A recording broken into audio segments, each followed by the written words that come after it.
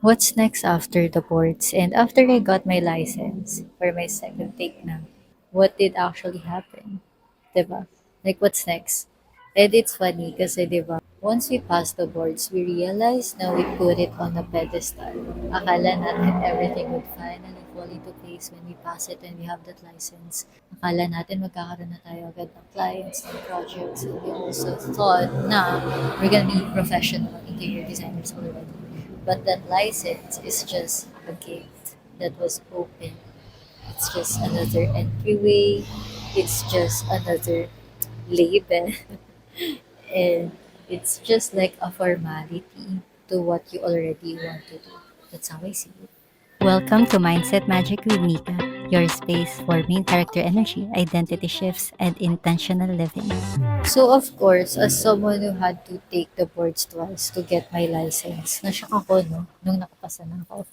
Nashock a bit because I realized na clients don't magically appear, projects don't just really land on your lap. People can't hire an interior designer they don't know is doing interior design, they don't know about. There's visibility too. They can't hire people they don't see. Relationships and showing up as the interior designer that you want to be. All those things. So the license is just really a title. And how you walk through it, how you navigate this path as a licensed interior designer is really up to you. Looking back, the license before, akala ko validation lang siya. Akala ko achievement lang siya. But now, and since passing and experiencing my first year as an interior designer, I'm going into 2 years now since being licensed. I realize na our license is a privilege, an opportunity to improve people's lives, to shape the way they live, to really upgrade the quality of their lives.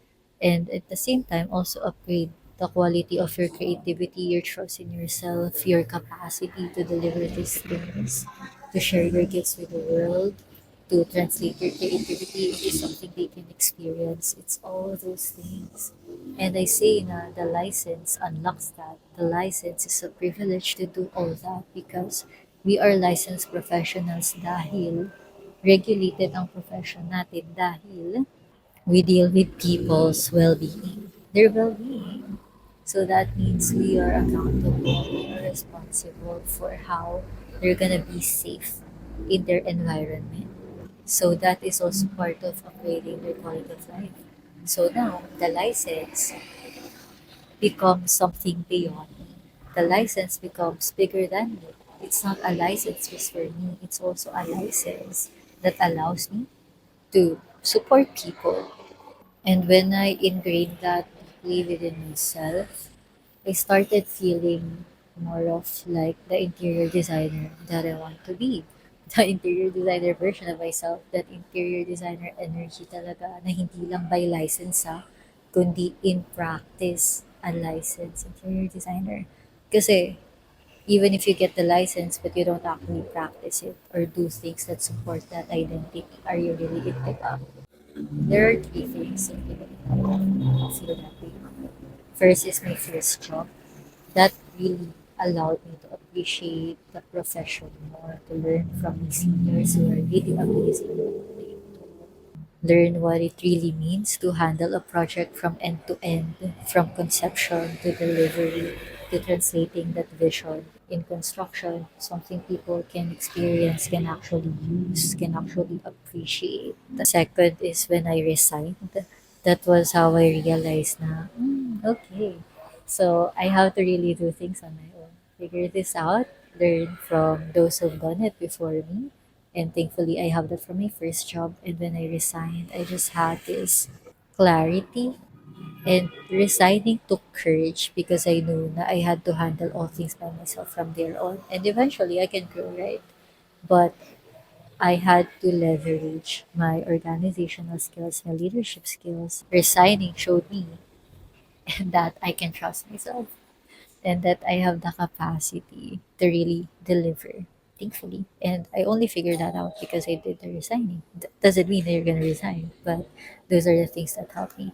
And the third one is when I turned over my first project since being licensed. That is my Cozy Love project. And it also entails my philosophy, how I approach interior design, how I believe that it really shapes our identity. The spaces we inhabit shape our identity. Our environments shapes our identity.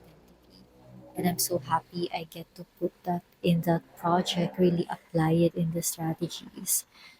And when I saw yung reaction ni client, when they walk in and they saw the space, grabe yung heart ko. I felt like really, really warm and grateful and really realized it's such an opportunity to affect people's lives this intimately because these are spaces that they will interact with every day in every moment whenever they're making a new memory, experiencing something, just living life, they're gonna be in that space.